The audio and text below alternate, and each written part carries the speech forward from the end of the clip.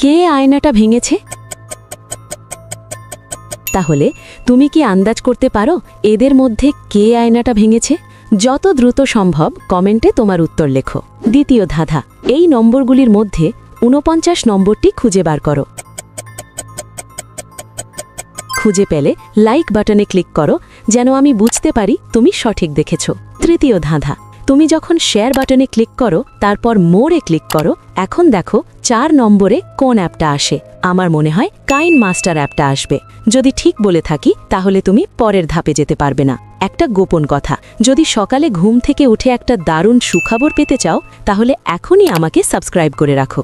Final ধাঁধা, সাবধান, এটা সহজ না। তোমার ফোনের কিবোর্ড থেকে এই ইমোজিটি খুঁজে বার করো।